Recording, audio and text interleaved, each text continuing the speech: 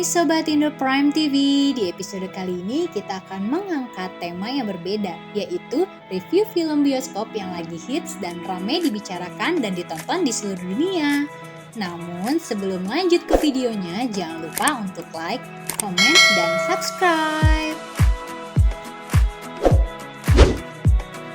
Film Godzilla vs Kong akhirnya tayang di bioskop Indonesia pada 24 Maret 2021. Sebelumnya, film terbaru Monsterverse ini dijadwalkan pada 13 Maret 2020, lalu diundur menjadi 20 November 2020 tanpa alasan khusus dari Warner Bros.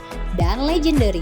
Kemudian pada akhir 2020, Warner Bros. Mengumumkan rencananya untuk menayangkan perdana semua film 2021 di HBO Max karena pandemi termasuk Godzilla vs Kong.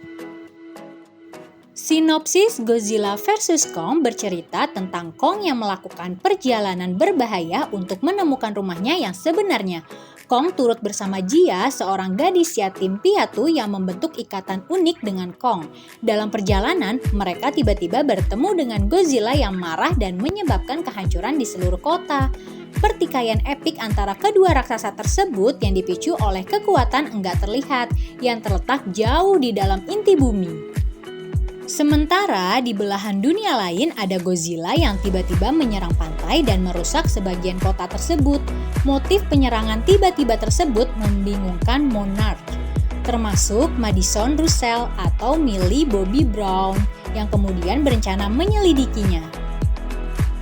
Mengingat Godzilla pernah melindungi ayahnya dari serangan King Ghidorah pada Godzilla 2 King of Monsters 2019, namun ada beberapa hal yang terasa mengganjal, yakni kehadiran para manusia yang makin banyak dan terbagi dalam beberapa kelompok.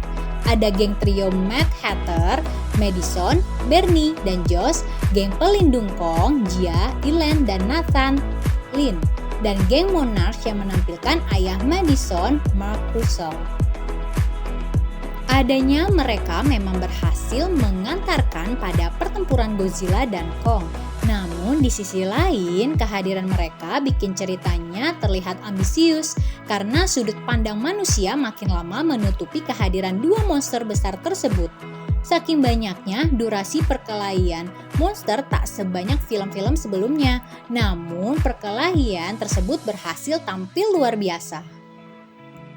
Film ini mengambil sudut pandang Kong dalam menghadapi Godzilla.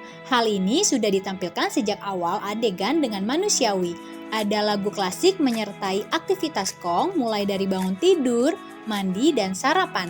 Namun, habitat yang dia tinggali hanyalah kesemuan. Scoring menegangkan pun merusak aktivitas santai dan lagu klasik, seakan Kong menunjukkan realita hidupnya.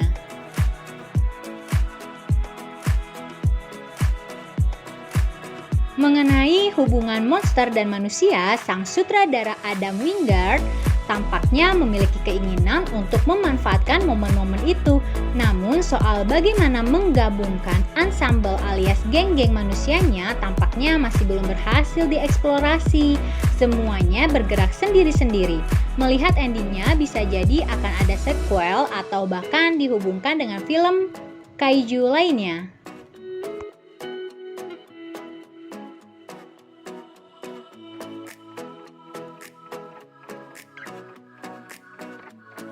Film ini adalah pertama kalinya Godzilla berhadapan dengan Kong dalam film produksi Amerika. Kedua raksasa ini terakhir berjumpa di film King Kong vs Godzilla tahun 1962 yang didistribusikan Toho. Sejak saat itu, persaingan antara keduanya terus berkembang dan menarik perhatian penggemar hingga saat ini karena tidak ada yang benar-benar keluar sebagai pemenang.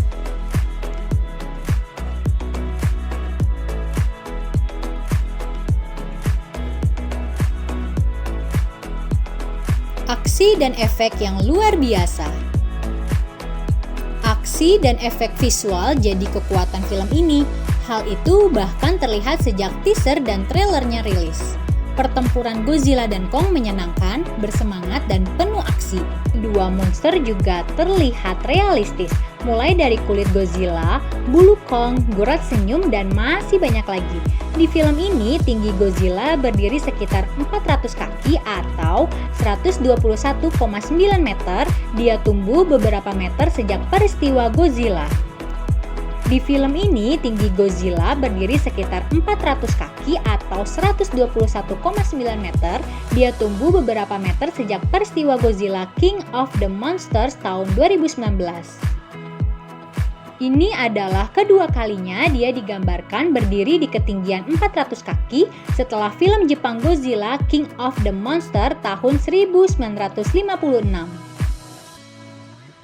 Di sisi lain, tinggi Kong sebesar 336 kaki atau 102,4 meter, tinggi sebelumnya 104 kaki atau 31,7 meter, yang berarti dia tumbuh sebesar 232 kaki atau 70,7 meter dari latar waktu Kong Skull Island tahun 2017 hingga film ini.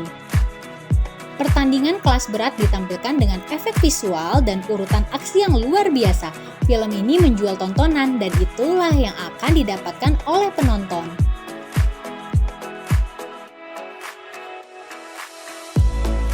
Ketika membahas film Godzilla vs Kong, banyak yang menyangka kalau Kong akan kalah. Dengan teori, Godzilla bisa menyemburkan radioaktif dan sebagainya. Akan tetapi, kalian juga melihat Kong sebagai karakter yang terus berkembang.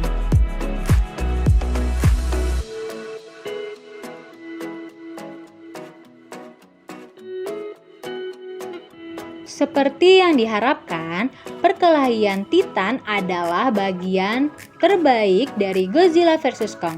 Apalagi bagian ketika satu monster raksasa menghantam wajah monster raksasa lainnya yang imersif. Sayangnya, film-film monster ini tampaknya secara konsisten kurang dalam momen dengan karakter manusianya, dan Godzilla vs Kong menjadi korban dari masalah yang sama.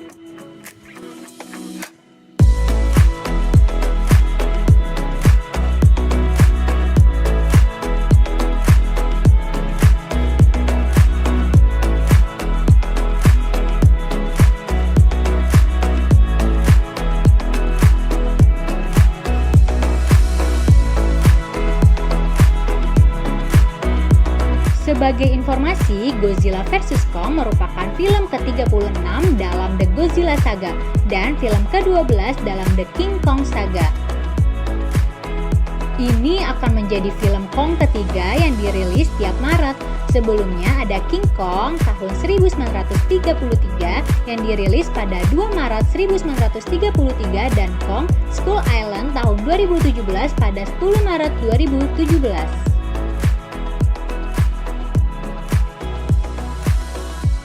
Sekian episode Indo Prime TV kali ini.